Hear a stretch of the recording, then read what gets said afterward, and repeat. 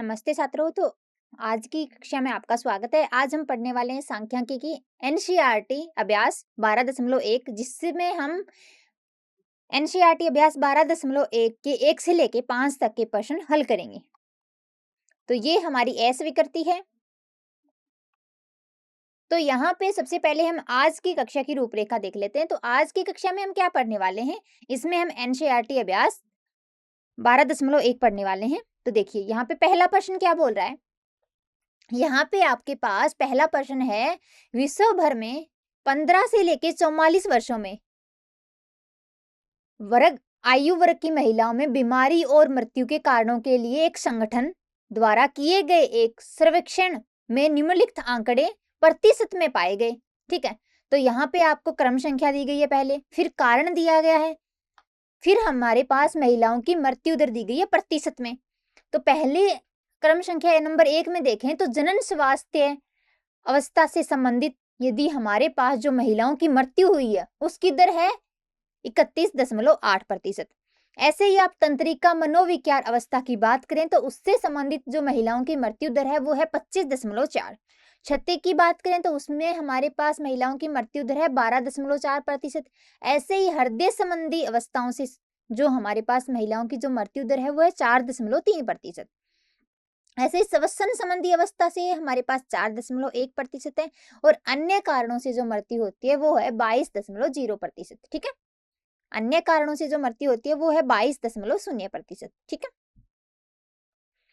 तो यहाँ पे हमारे पास कुछ प्रश्न दिए गए हैं, जो यहाँ पे हमारे पास एक तालिका दी गई है, उसका उपयोग करके हमें इन प्रश्नों का उत्तर देना है। तो सबसे पहले क्या दिया गया, ऊपर दी गई जानकारी को आलेखीय रूप से हमें प्रस्तुत करना है।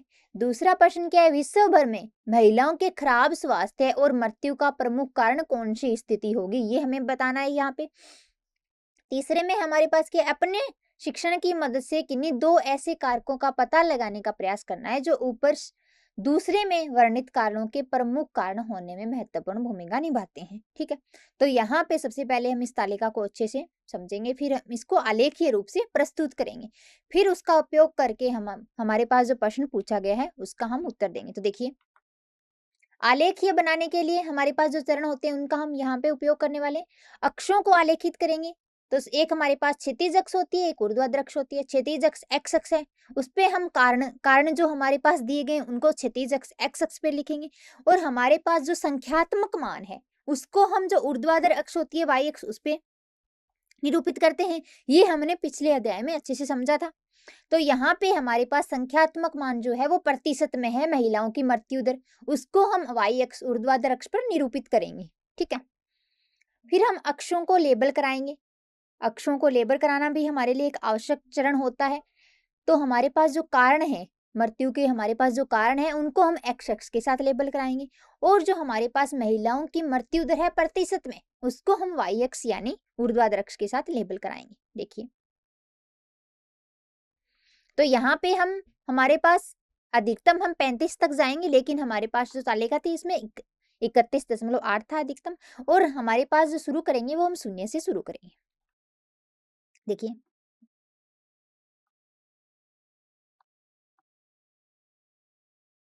अब हम एक पैमाना चुनेंगे।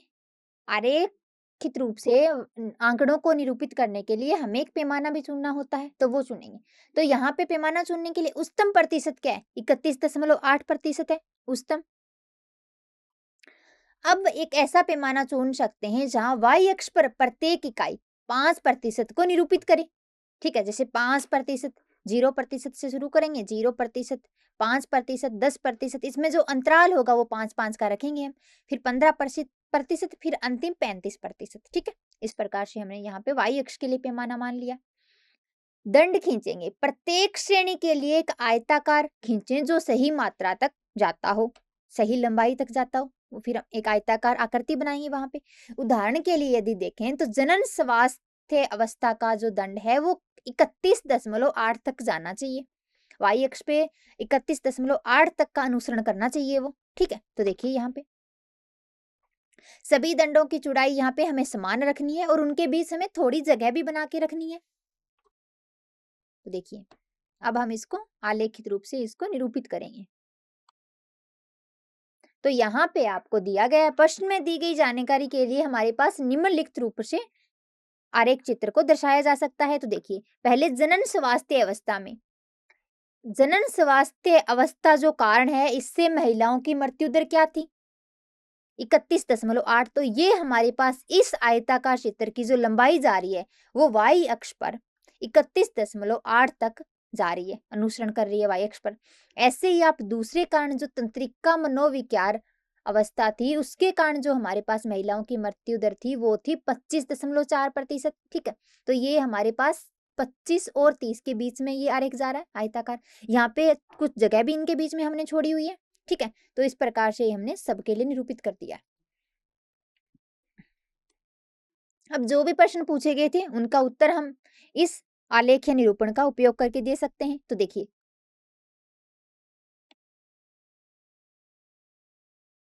तो हमारे द्वारा बनाए गए दंड आरेख को यहाँ पे देखें, प्रमुख कारण की पहचान हमें करनी है। तो देखिए, सबसे ऊंचा दंड उस कारण को दर्शाता है जिसमें उच्चतम महिला मृत्यु दर हुई है। सबसे ऊंचा दंड यहाँ पे देखिए, आयत जो हमने लिया है उसकी सबसे ज्यादा लंबाई वाला आयत देखिए, तो वो हमारे पास क्या है? ये पहला वाला है ना, जिसमें जनन स्वास्थ्य अवस्था में सबसे ज्यादा महिलाओं की मृत्यु हो रही है, जो कि है 31.8%। ठीक है, तो सबसे उच्चतम कारण क्या हुआ? जनन स्वास्थ्य अवस्था। देखिए, इस मामले में सबसे ऊंचा दंड जनन स्वास्थ्य स्थितियों के लिए है, जो कि 31.8% पर है। ठीक है,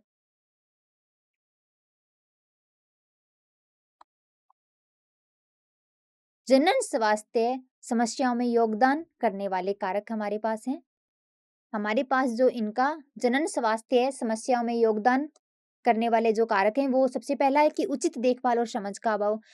उचित देखभाल नहीं हो पाती महिलाओं की जनन स्वास्थ्य की स्थिति में, और हमारे पास उनको अच्छे से पूरी तरह से समझ नहीं होती, जिसकी वजह से भी हमारे पास ये जनन स्वास्थ्य अवस्था से महिलाओं की मृत्यु बढ़ती जा रही है, बढ़ रही है।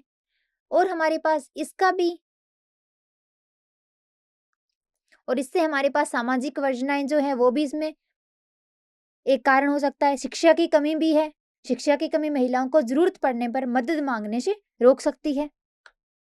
ठीक है,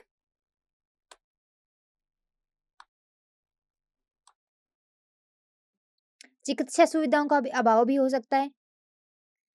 तो इसका अर्थ है कि अस्पतालों, क्लिनिक और प्रशिक्षित स्वास्थ्य पेशेवरों तक सीमित पहुंच से हो उनके पास। विशेष रूप से ग्रामीण या कम सेवा वाले क्षेत्रों में इस प्रकार की स्थितियां ज्यादा देखी जाती हैं। आमतौर पर जो हमारे पास ग्रामीण क्षेत्रों में होती हैं, वहां पे अस्पताल, क्लिनिक और उनकी इतनी ज्यादा सुविधा नहीं हो पाती। पहुंच की यह कमी गर्भावस्था और प्रसव के दौरान जटिलताओं को कहीं अधिक खतरनाक बना सकती है। ठीक है, अब अभ्यास प्रश्न 2 देखिए। भारतीय समाज के विभिन्न वर्गों में प्रति हजार लड़कों पर लड़कियों की संख्या, प्रति हजार लड़कों पर लड़कियों की संख्या निकटतम 10 तक से संबंधित निम्नलिखित आंकड़े यहाँ पे दिए गए हैं। तो हमारे पास देखिए, वर्ग यहाँ पे पहले पास हमारे पास क्या है, और वहां दूसरी तालिका में जो हमारे पास दूसरा स्तंभ है वो क्या दर्शाता है? प्रति हजार लड़कों पर लड़कियों की संख्या, 1000 लड़कों पर लड़कियों की संख्या कितनी है? तो अनुसूचित जाति, जो हमारे पास अनुसूचित जाति होती है, एसएससी, उसमें प्रति हजार लड़कों पर जो लड़कियों की संख्या वो 940 है। ठीक है, उसके बाद जो हमारे पास दूसरी अनुसूचित जनजाति आती है, एसटी, उसमें हमारे पास प्रति हजार लड़कों पर लड़कियों की संख्या है 970। फिर आती है गैर एसएससी और एसटी। ठीक है, उसमें प्रति हजार लड़कों पर लड़कियों की संख्या है 920।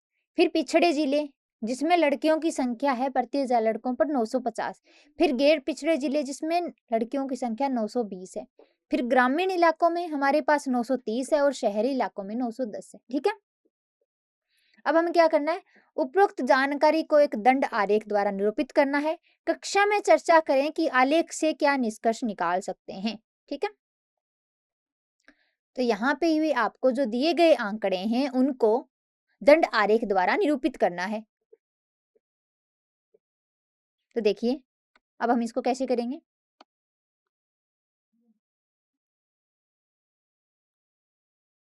यहाँ पे सबसे पहले हम चरण देख लेते हैं।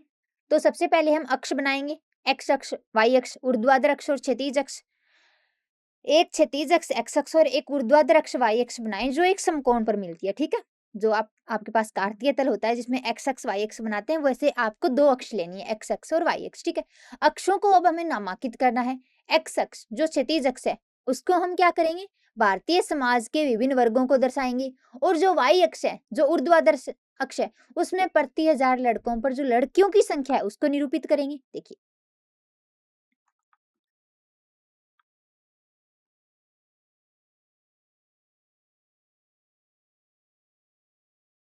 वाई अक्ष यह प्रति 1000 लड़कों पर लड़कियों की संख्या को दर्शाएगा। 0 से हमें शुरू करेंगे और वृद्धि पर ऊपर की ओर बढ़ते जाएंगे, ठीक है। उदाहरण के लिए 10 के चरणों में हम इनको लेंगे। सबसे पहले हम 900 लेंगे, फिर 910 लेंगे, 920, अंतिम 970 तक यहाँ पे जाएंगे। इन संख्याओं को हमें वाई अक्ष के साथ लिखना है, ठीक है। वाई अक्ष से पर 10-10 के अंतर में हमें इन संख्याओं को लिखते जाना है, और एक्स अक्ष पे हमारे पास जो वर्ग है जातियों का उनको लिखना है। दंड आरेख बनाएं। प्रत्येक वर्ग के लिए ऊर्ध्वाधर दंड आरेख बनाएं जो एक्स अक्ष से शुरू होता है और वाई अक्ष पर संगत मान तक जाता है, ठीक है। उदाहरण के लिए देखिए, अनुसूचित जाति जैसे एसएससी के लिए मान हमारे पास 940 तक जाना चाहिए। तो उसकी जो आयताकार हम आकृति बनाएंगे, जो दंड आरेख बनाएंगे, उसकी लंबाई 940 तक जाना चाहिए। वो वाई अक्ष पर 940 तक अनुसरण करना चाहिए, ठीक है। ये लिखा है जो एसएससी के ऊपर एक दंड बनाएं जो वाई अक्ष पर 940 के निशान तक पहुंचता है, ठीक है। सभी दंडों को समान चौड़ाई का बनाएं और उनके बीच थोड़ा अंतर छोड़ें। ओके, आगे बढ़िए।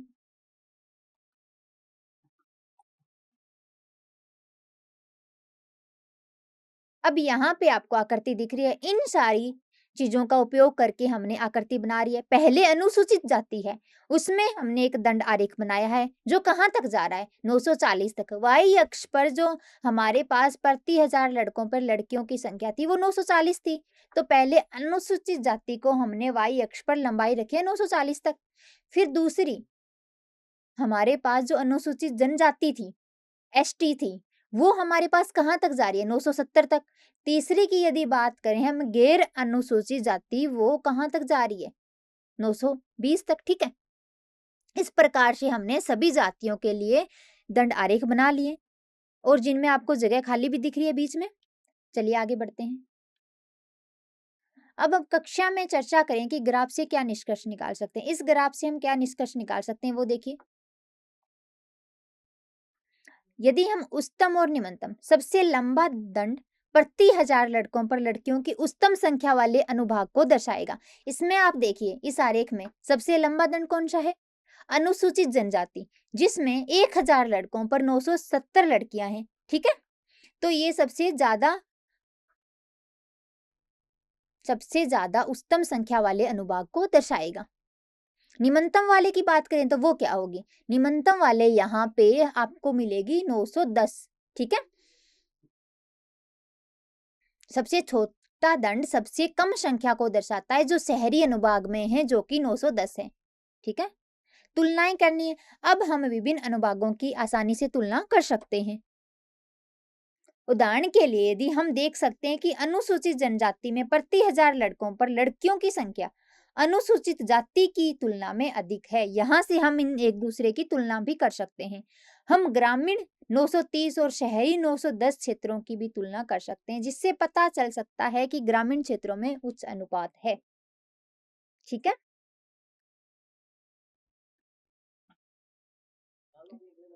कि ग्रामीण क्षेत्रों में जो लड़कियों की संख्या है वो, यदि उनकी तुलना शहरी क्षेत्रों में लड़कियों की संख्या करें तो ग्रामीण क्षेत्रों में लड़कियों की संख्या ज्यादा होगी। ये यहाँ पे इस प्रकार से हम इस आरेख का उपयोग करके, दंड आरेख का उपयोग करके हम तुलना भी कर सकते हैं। चलिए आगे बढ़ते हैं। तीसरा प्रश्न देखिए, नीचे दिए गए राज्य विधानसभा चुनाव के मतदान परिणामों में विभिन्न राजनीतिक दलों द्वारा जीती गई सीटें दी गई है, ठीक है। राजनीतिक दल दिए गए जिनको A B C D E F से दर्शाया है और उनके द्वारा जीती गई सीटें भी वहां पे लिखी गई है। ए के द्वारा जीती गई सीटें हैं 75, बी के द्वारा है 55, सी के द्वारा है 37, डी के द्वारा है 29, ई के द्वारा है 10 और एफ के द्वारा 37। अब हमें कुछ प्रश्न दिए गए हैं। मतदान परिणामों को दर्शाने के लिए एक दंड आरेख बनाएं। सबसे पहले हम इसको दंड आरेख बनाना है। किस राजनीतिक दल ने अधिकतम सीटें जीती है? दंड आरेख का उपयोग करके हमें बताना है कि किस राजनीतिक दल ने सबसे अधिकतम सीटें जीती है। तो आप एक बार इस प्रश्न को करने का प्रयास कीजिए, फिर हम इसका हल देखेंगे। ठीक है, तो एक बार कीजिए।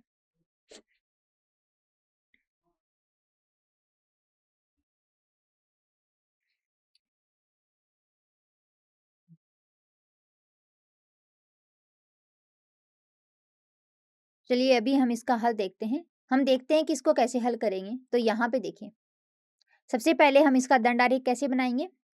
दंड आरेख बनाने का तरीका यहाँ चरण बाई चरण बताया गया है, आप इसको याद रखना। सबसे पहला क्या है, सबसे पहले हमें अक्ष बनानी है, एक्स अक्ष और वाई अक्ष लेनी है, क्षैतिज अक्ष और ऊर्ध्वाधर अक्ष। ठीक है, फिर हमें अक्षों को नामांकित करना है। एक्स अक्ष पे क्या दर्शाएंगे हम, एक्स अक्ष पे हम राजनीतिक दलों के जो नाम दिए गए उनको दर्शाएंगे समान दूरी पे, उनको ए बी सी डी। इन लेबलों को क्षैतिज रेखा के नीचे समान दूरी पर लिखना है। फिर हम वाई अक्ष पर क्या दर्शाएंगे, जो जीती गई संख्या है, सीटों की संख्या जो है उसको हम वाई अक्ष के साथ दर्शाएंगे। नीचे 0 से शुरू करें और एक ऐसा पैमाना चुनें जो कम से कम सीटों की उच्चतम, इस मामले में 75 तक जाए। ठीक है, इस प्रकार से हम इसके लिए पैमाना भी चुनेंगे। उदाहरण के लिए आप 10 के गुणांक में ऊपर जा सकते हैं। पहला आप 10-10 के अंतराल में ऊपर तक जा सकते हैं, 0, 10, 20, 30, 40, 50, 60, 70, अंतिम 80 तक। क्योंकि हमारे पास अंतिम 75 तक है तो यहाँ पे 80 तक हम जा सकते हैं। कम से कम हमें 75 तक ऊपर लेना ही पड़ेगा। ठीक है,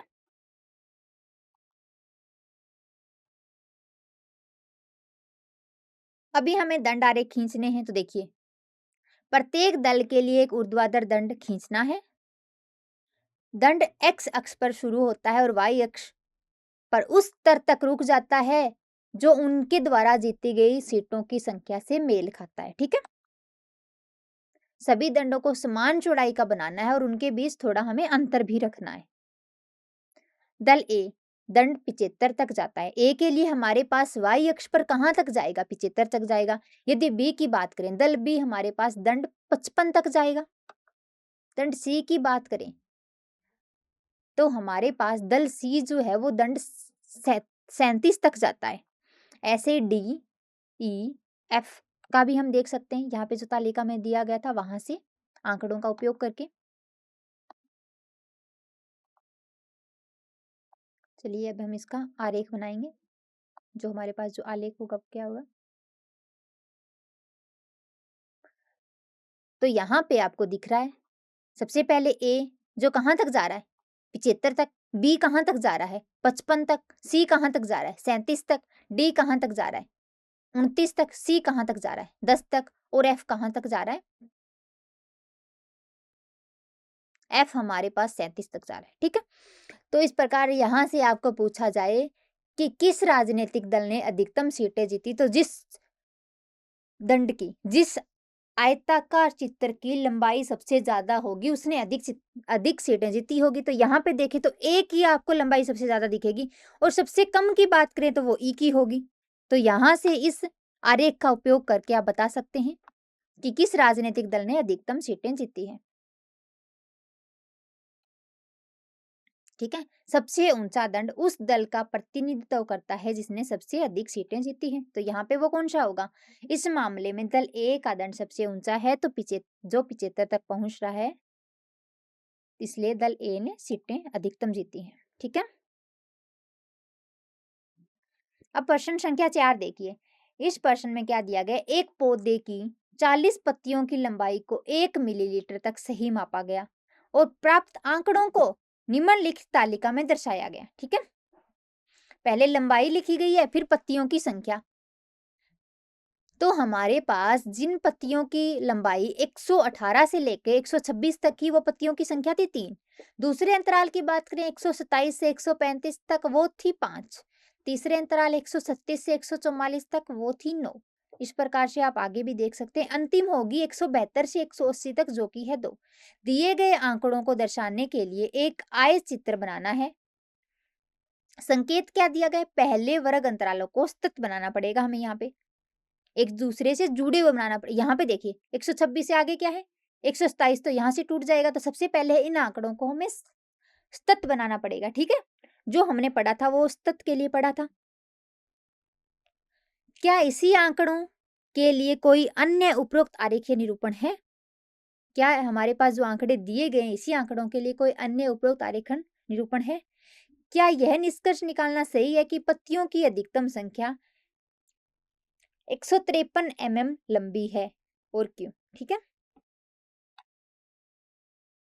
तो अभी हम इसको हल करने वाले हैं। तो देखिए, आयत चित्र बनाना है, तो सबसे पहले हमें सतत अंतराल होना चाहिए हमारे पास। आयत चित्र को सतत अंतरालों की हमारे पास आवश्यकता होती है, तो सबसे पहले हम दिए गए अंतराल को क्या करेंगे? सतत बनाएंगे। दिए गए अंतरालों में छोटे अंतराल जैसे 126 और 127 के बीच है। इसे ठीक करने के लिए हम अंतरालों को समायोजित करेंगे। देखिए,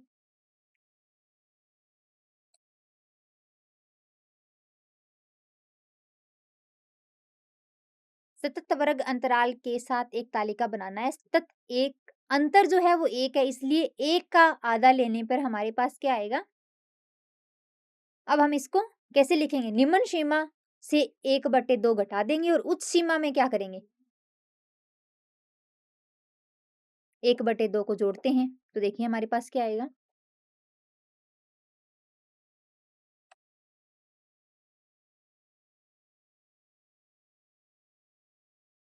तो हमारे पास तालिका क्या बन जाती है? देखिए, निम्न सीमा में हमने क्या किया? जो हमारे पास अंतर था वो 1 का था, उसका आधा किया। तो आधा हमने निम्न सीमा में तो क्या किया? घटा दिया और उच्च सीमा में जोड़ दिया। तो हमारे पास 118 था, उसको हमने क्या कर दिया? 0.5 घटाओ 0.5 यदि हम इससे घटाएंगे तो हमारे पास आएगा 117.5 से 126.5 तक। उच्च सीमा में हमें 0.5 को जोड़ के लिखना है। तो हमारे पास अभी ये तालिका बनेगी। देखिए, 117.5 से 126.5 तक पत्तियों की संख्या है 3। 126.5 से 135.5 तक हमारे पास पत्तियों की संख्या है 5। इस प्रकार यदि हम अंतिम अंतराल की बात करें तो वो 171.5 से 180.5 तक जाएगा, जिसमें पत्तियों की संख्या होगी 2। ठीक है, तो ये हमने यहाँ पे सतत अंतराल तो बना लिया है। अब हमारे आंकड़े सतत रूप से व्यवस्थित हो गए हैं। ठीक है,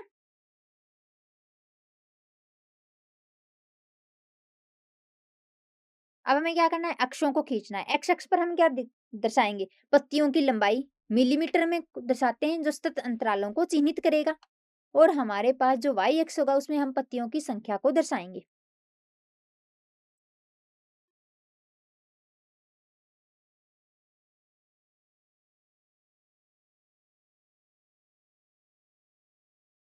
अब देखिए, सतत वर्ग अंतराल वाली तालिका, यहाँ पे क्रम संख्या दी गई है, लंबाई दी गई है और पत्तियों की संख्या दी गई है।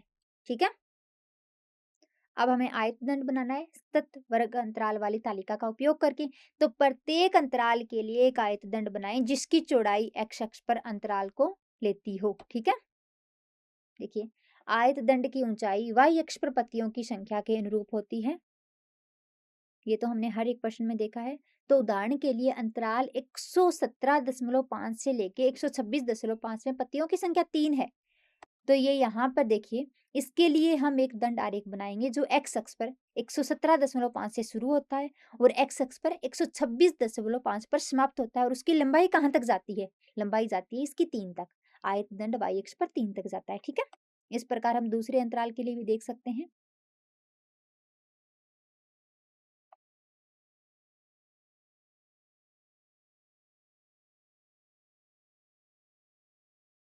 देखिए, इस प्रकार हमारे पास ये आलेख आएगा। तो सबसे पहले हमारे पास 17.5 से 126.5 तक का जो दंड आरेख है, उसकी लंबाई कहाँ तक जा रही है? 3 तक। दूसरे की बात करें तो उसकी लंबाई 5 तक जा रही है। तीसरे की बात करें उसकी लंबाई 9 तक जा रही है। और यहाँ पे चौथे की बात करें 12 तक, फिर 5, फिर 4, 2। ठीक है, इस प्रकार आप इसको दंड आरेख से दिखा सकते हैं।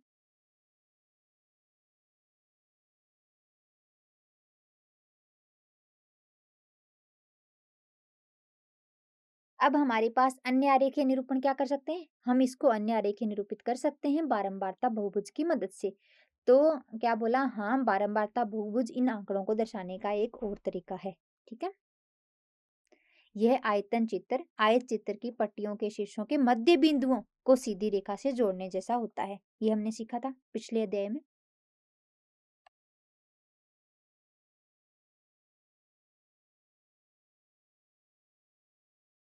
देखिए, पत्तियों की अधिकतम संख्या कितनी है?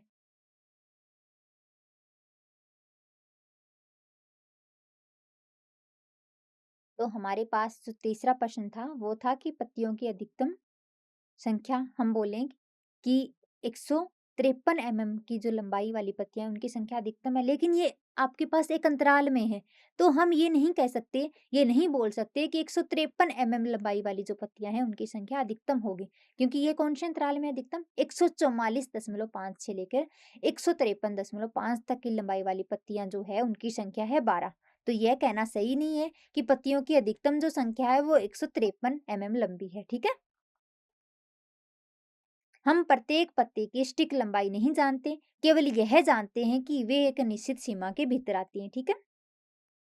हम जानते हैं कि 12 पत्तियां 144.5 और 153.5 के बीच लंबी है, लेकिन वे उस सीमा के भीतर किसी भी लंबाई की हो सकती हैं। ठीक है? हम 153 को सबसे लंबे दंड आरेख लंबाई के रूप में स्टिक रूप से इंगित नहीं कर सकते। तो ये आपके पास प्रश्न संख्या 5 है। यहाँ पे निम्नलिखित सारणी 400 नियोन लैंपों के जीवन काल को दर्शाती है। तो हमें क्या बताना है? दी गई जानकारी को एक आयत चित्र की सहायता से निरूपित करना है। कितने लैंपों का जीवन काल 700 घंटे से अधिक होगा? तो हमने पीछे के 4 प्रश्न कर लिए हैं। वैसा ही एक और प्रश्न है, प्रश्न संख्या 5। ये आपके लिए घर का कार्य रहेगा। आप इसको प्रयास करना और हल करना। ठीक है? फिर आपको हल करने के बाद यहाँ पे आपको उत्तर दिया जाएगा, आप उसके साथ इसका मिलान भी कर सकते हो। तो आपको ये खुद करना है, प्रयास करना है। ठीक है? जो हमने 4 प्रश्न करा दिए उनके जैसा ये प्रश्न संख्या 5 है। देखिए,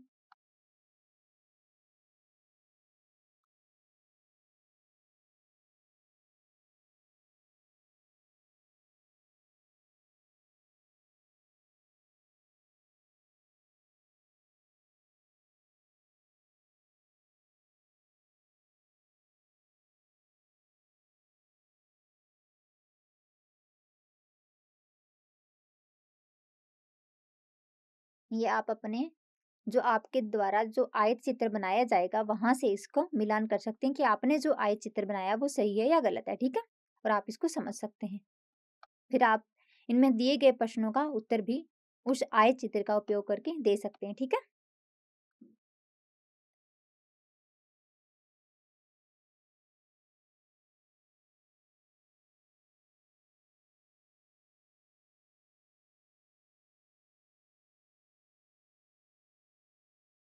तो चलिए ठीक है, आज की कक्षा में यहीं पे समाप्त करते हैं। मिलते हैं कल। धन्यवाद।